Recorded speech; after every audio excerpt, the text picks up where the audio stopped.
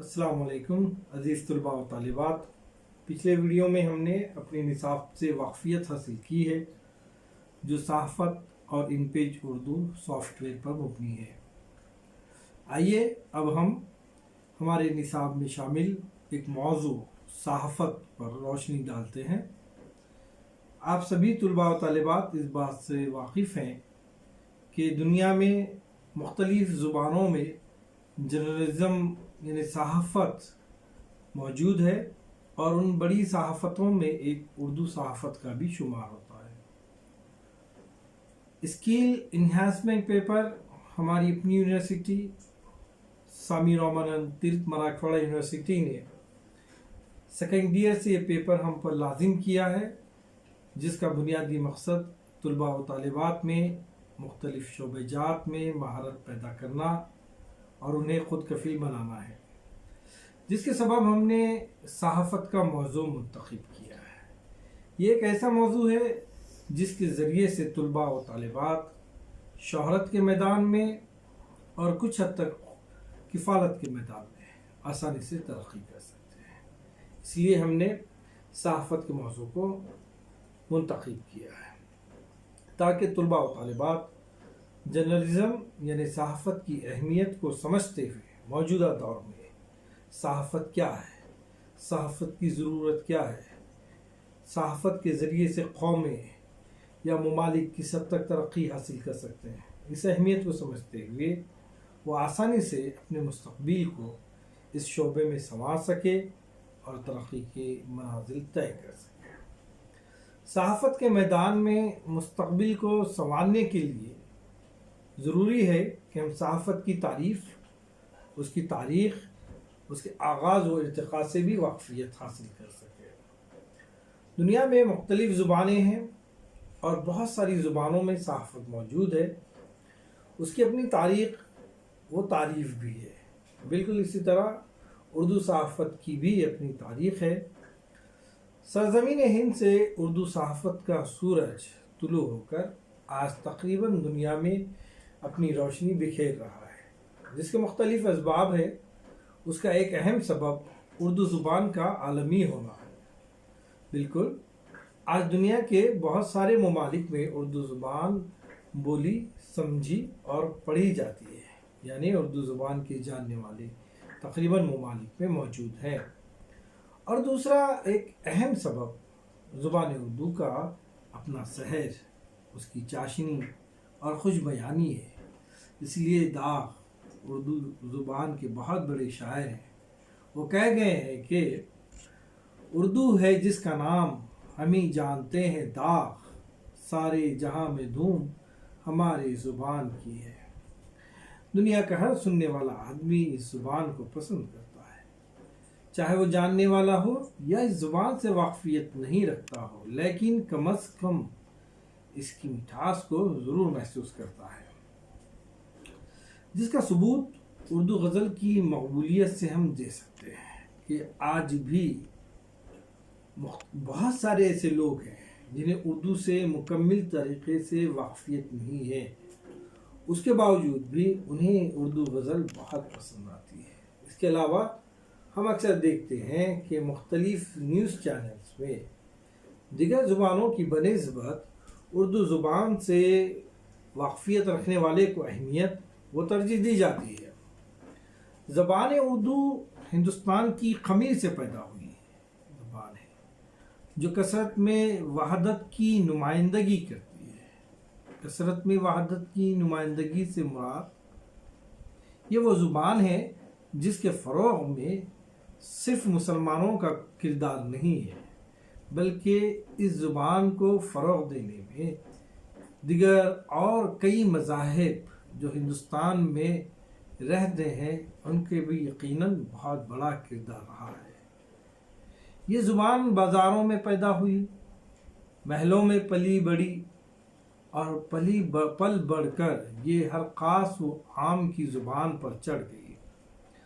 اسی طرح اردو صحافت کی تاریخ بھی ملک سے وابستگی و محبت کا ثبوت دیتی ہے. اس نے جنگ آزادی میں اپنا بھرپور کردار بخوبی ادا کیا ہے. मौलवी मोहम्मद बाकर हो या मौलाना अबुल कलाम आज़ाद हो या सर सैयद अहमद खां हो या मौलाना मोहम्मद अली जौहर, इन लोगों ने सहाफ़त के ज़रिए से हिंदुस्तानियों में ख़ास तौर पर हुब्बुल वतनी का जज्बा बेदार किया और उन्हें अंग्रेज़ों के ख़िलाफ़ कमरबस्त होने के लिए तैयार किया। दरअसल उर्दू सहाफ़त ये फ़ारसी की कलमी सहाफ़त की वारिस है। उर्दू सहाफ़त की तारीख़ से वाक़फ़ियत से क़ब्ल हम सहाफ़त की तारीफ़ वो उसकी मालूमात हासिल करेंगे। सहाफ़त अरबी ज़ुबान का लफ्ज़ है, जिससे आप सभी वाकिफ़ हैं कि उर्दू ज़ुबान में दिगर और कई ज़ुबानों के अल्फाज भी शामिल हैं। ख़ासकर फ़ारसी, अरबी, हिंदी के अल्फाज बहुत ज़्यादा उर्दू ज़ुबान में शामिल हैं। न सिर्फ इन ज़ुबानों के बल्कि अंग्रेज़ी और दिगर ज़ुबानों के भी अल्फाज उर्दू ज़ुबान में शामिल हैं। और यही ज़ुबानों की तरक्की करने के, फलने फूलने के, वसी होने के अलामतें हैं कि ज़ुबानें जब अपने दामन को वसी करते हैं, दिगर और ज़ुबानों को अपने अंदर समोने की सलाहियत रखते हैं, तब कहीं जाकर ज़ुबानें वसी होती हैं। यही हाल उर्दू ज़ुबान का है। बहरकैफ सहाफ़त अरबी ज़ुबान का लफ्ज़ है जो अरबी ज़ुबान से लिया गया है, जो सहफ़ से माख़ूज़ है, जिसके लग़वी मायने किताब या रिसाले के हैं, यानी ऐसा मतबूआ मवाद। अब इसकी तारीफ़ मैं बयान कर रहा हूँ। सहाफ़त यानी ऐसा मतबूआ मवाद जो मुक़र्ररा वक़फ़ों के बाद शाये होता है, सहाफ़त कहलाता है। हर मुक़र्ररा वक्त के बाद बार बार शाये होने वाला मतबूआ मवाद सहाफ़त की तारीफ़ में शामिल होता है। उर्दू और फ़ारसी में यही इस्तिलाह राइज है, जबकि अंग्रेज़ी में इसे जर्नलिज़म कहा जाता है, जो जर्नल से माख़ूज़ है। जर्नल के लग़वी मायने रोज़ाना के हिसाब का बही खाता और रोज़नामचे के हैं। मौलवी अलहाज फ़िरोज़ुद्दीन ने लुग़त में सहाफ़त के मायने अखबार नवीसी के लिखे हैं। यानी अखबार भी देखिए आप, एक मुक़र्ररा वक़फ़े के बाद बार बार शाये होते हैं। अखबार ही नहीं बल्कि मुख्तलिफ़ किस्म के मैगज़ीन होते हैं जो मुक़र्ररा वक़फ़ों के बाद बार बार शाये होते रहते हैं। लिहाजा तमाम अखबार व रसाइल सहीफ़े के ज़ुमरे में शामिल होते हैं, और जो लोग अखबार व रसाइल की तरतीब व तज़ीन और तहरीर से वाबिस्ता होते हैं उन्हें सहाफ़ी कहा जाता है। उनके पेशे को सहाफ़त का नाम दिया गया है। सहाफ़त एक मुक़द्दस पेशा है, एक ज़िम्मेदारी है। ख़बरों की तरतीब व तदवीन के अलावा अवाम की रहनुमाई व रहबरी के लिए सहाफ़त से बेहतर कोई और ज़रिया नहीं हो सकता। इसलिए सहाफ़त को अक़लीम का चौथा तबक़ा कहा जाता है। अब बात यह होती है कि दुनिया में सहाफ़त का आगाज़ कब से हुआ है। दरअसल सहाफ़त का आगाज़ दुनिया की हर ज़बान में उसी रोज़ से हो जाता है जब कोई माशरा अपने तरसील निज़ाम को मुरत्तिब करने की इब्तिदा करता है। सहाफ़त के ज़रिए इंसान दुनिया में जो कुछ भी वाक़ियात रूनुमा होते हैं, उन होने वाले वाक़ियात से वो वाक़फ़ियत हासिल करता है। अखबारात से इंसान सियासी, समाजी, तारीख़ी, जोग्राफियाई व मजहबी उलूम से वाक़फ़ियत हासिल कर सकता है। सहाफ़त मालूमात को एक जगह से दूसरी जगह तक दियानत व बसीरत और ऐसे अंदाज में पहुँचाने का नाम है जिसमें सच की बालादस्ती हो। सच्चाई सहाफ़त की रूह होती है। अगर एक सहाफ़ी सच खबरों को शाये करता है तो यकीनन वो सहाफ़त के फरीज़े को बखूबी अंजाम देता है। अगर वो मन गढ़ंत बातों को, फ़र्ज़ी बातों को, झूठ बातों को पैसा लेकर खबरें गलत शाये करता है तो यकीनन वो सहाफ़त के फ़राइज़ से वो धोखा करता है, क्योंकि सहाफ़त के ज़रिए हुक्मरानों और तर्ज़ हुकूमत से वाक़फ़ियत हासिल होती है।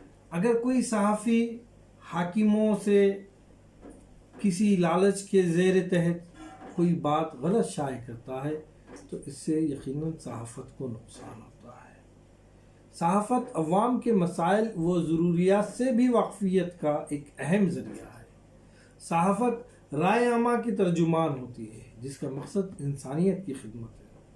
صحافت کے ذریعے انجام دینے والوں کو، صحافت کے جو فرائض ہیں وہ فرائض انجام دینے والوں کو صحافی کہا جاتا ہے، جن کی دن رات کی محنت، حق گوئی، دیکھیے بنیادی بات ہے حق گوئی، بے خوف و بے باک تحریر، ایسی تحریریں جو خوف میں لکھی جاتی ہے، لالچ میں لکھی جاتی ہے، ویسی تحریریں صحافی کی تحریریں یا صحافت نہیں کہلائی جا سکتی، اور یہ بے خوف و بے باک تحریر ہی اخبار کو کامیابی عطا کرتی ہے۔ صحافی اپنی ذہانت، عقل، فہم و فراست، جدت پسندی، روشن خیالی اور غیر جانبداری کا مظاہرہ کرتے ہوئے خبروں کی تدوین کرتا ہے۔ صحافی کی ذمہ داری ہوتی ہے کہ وہ خبروں کو ترتیب دیتے وقت خبروں کی سچائی اور اس کی حقیقت کے بارے میں مکمل معلومات حاصل کرے، کیونکہ ادھوری معلومات یقیناً وہ نقصان دہ ثابت ہوتی ہے۔ اس سے ایک بات بھی ثابت ہوتی ہے کہ صحافی میں صبر و تدبر بھی ہونا چاہیے۔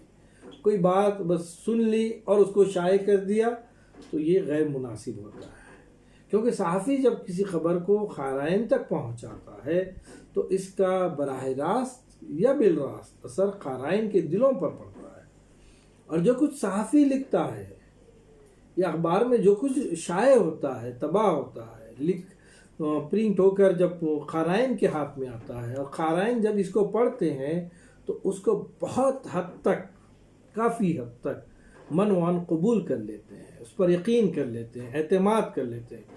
لہٰذا ان تمام باتوں کی اشاعت میں صحافی کے لیے ضروری ہے کہ معروضیت، صداقت اور راست بازی سے کام لے کر عوام کو جذبات سے مغلوب کیے بغیر، یہ بھی ایک بنیادی بات ہے، ایسی خبریں شائع نہ کیا جائے جس کو پڑھنے کے بعد عوام میں اشتعال پیدا ہو، جذباتی ہو جائے۔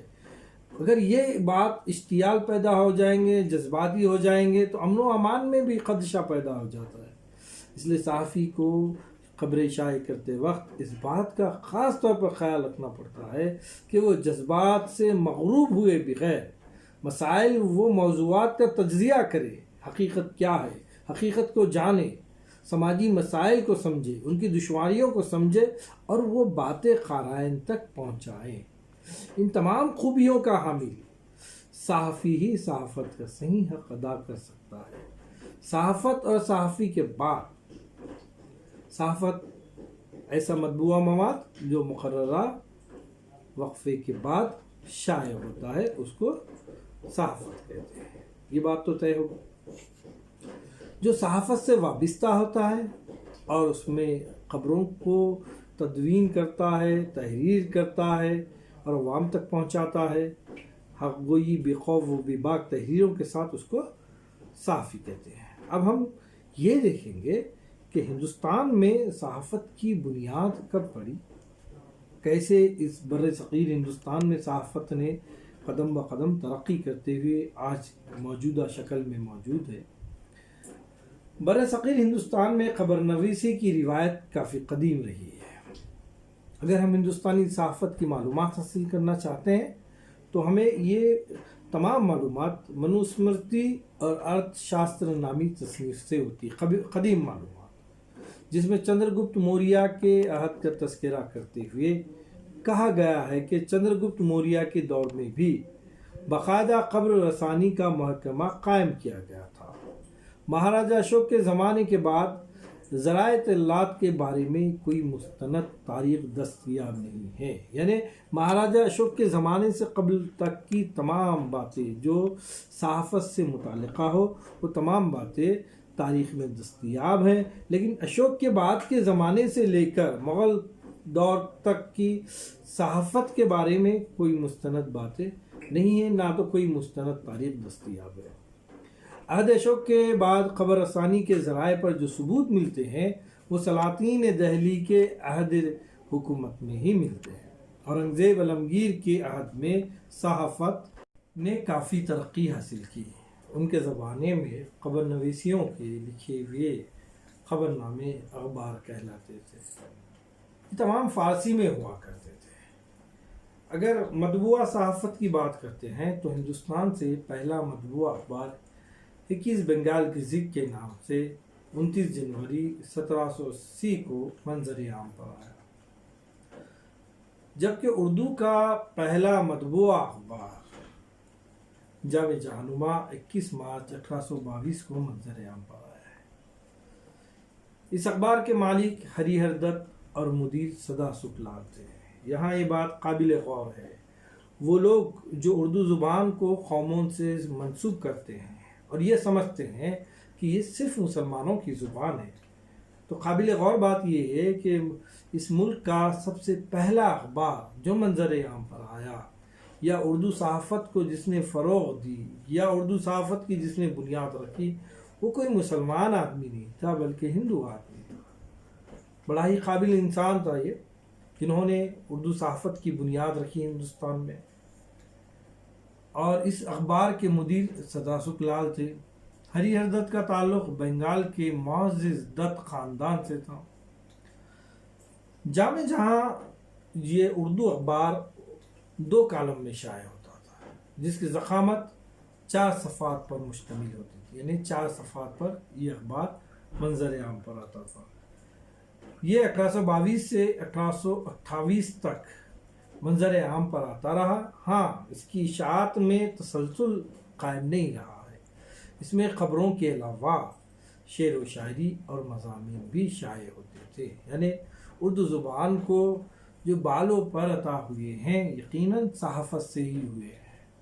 فورٹ ولیم کالج میں اردو زبان کا فروغ ہوا ہے، اردو زبان پڑھائی گئی، لیکن 4 دیواری کی حد تک۔ لوگوں میں اس زبان کو مقبولیت کا درجہ دلانے میں یقیناً صحافت کا بنیادی کردار ہے، جس کا ایک ثبوت جامع جہانما بھی ہے، جس میں خبروں کے علاوہ شعر و شاعری اور مختلف مضامین، ناول وغیرہ بھی شائع ہوا کرتے تھے۔ اس طرح اردو صحافت کا سفر جامع جہانما کی شکل میں بنگال سے شروع ہوا ہے، یعنی انگریزی اخبار کا سفر بنگال سے ہوا ہے، اردو اخبار کا سفر بنگال سے شروع ہوا ہے، ہندی اخبار کا سفر، ہندی صحافت کا سفر بنگال سے ہوا ہے، یعنی بنگال کو صحافت میں بہت زیادہ اہمیت و اولیت حاصل رہی ہے۔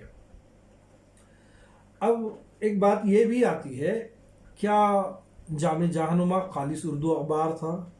کیونکہ دور ماضی میں ہم دیکھتے ہیں اردو زبان سے قبل فارسی زبان بولی جاتی تھی، اہل علم کی زبان فارسی تصور کی جاتی تھی۔ ہاں، مختلف آفیسوں میں، مدارس میں، کالجز میں فارسی پڑھائی جاتی تھی، تو کیا یہ اخبار اردو تھا یا فارسی تھا؟ محمد عتیق صدیقی بہت بڑے محقق ہیں، انہوں نے کہا ہے کہ فارسی جامع جہانما یہ فارسی کا اردو جامع جہانما یہ فارسی کا ضمیمہ تھا، یعنی فارسی میں اخبار شائع ہوتا تھا اور اس کے ساتھ ایک صفحہ جو ہے اردو کا اس سے شائع ہوتا تھا۔ لیکن عبدالسلام خورشید نے اپنی تحقیق سے بھی ثابت کیا ہے کہ جامع جہانما پہلے اردو میں شائع ہوا، فارسی میں شائع نہیں ہوا۔ بقول عتیق صدیقی پہلے فارسی میں شائع ہوا اور اس کا ضمیمہ اردو میں ہوا، لیکن عبدالسلام خورشید نے یہ ثابت کیا کہ جامع جہانما پہلے اردو میں شائع ہوا، چونکہ اس وقت فارسی اہل علم کی زبان تھی۔ اب یہ بات بھی اصل میں اخباروں کو حیات و ترقی اس کے قرائن سے ملتی ہے، اور جو زبان عوام میں جتنی زیادہ مقبول ہوتی ہے وہ اخبار بھی اتنی ہی مقبولیت حاصل کرتا ہے۔ ظاہری بات ہے کہ جس وقت جامع جہانما منظر عام پر تھا اس وقت فارسی زبان اہل علم کی زبان تھی، لہذا یہ اخبار یعنی فارسی میں ہی زیادہ پڑھا جاتا تھا، اس لیے اردو جامع جہانما کو زیادہ پذیرائی شہرت حاصل نہ ہو سکی، جس کا نتیجہ یہ ہوا کہ اردو جامع جہانما کو فارسی کے جامع جہانما میں ضم کرنا پڑا۔ بقول عبدالسلام जाम जहनुमा पहले उर्दू में शाये होना शुरू हुआ और बाद में फ़ारसी में शाये हुआ। इस बात को और वजाहत के साथ नादिर अली खान ने पेश किया है। वो कहते हैं कि इब्तिदा जाम जहनुमा सिर्फ उर्दू में ही शाये होता था और बकौल जॉन बिल अखबार मज़कूर में मालिक मुदीर और ताबे के अस्माए गिरामी दर्ज नहीं होते थे, हत्ता कि शुमारा नंबर भी एहतमाम से शाये नहीं होता था। खैर, ये बात तो ज़ेर बहसी रहेगी कि पहले फ़ारसी में था या उर्दू में था, लेकिन ये बात तो मुस्तनद है कि जाम जहनुमा उर्दू का पहला अखबार है जिससे उर्दू सहाफ़त का सफ़र हिंदुस्तान से शुरू होता है और उसके बाद से उर्दू सहाफ़त न सिर्फ हिंदुस्तान में बल्कि दुनिया के कई ममालिक में आज मंज़र आम पर आ चुकी है।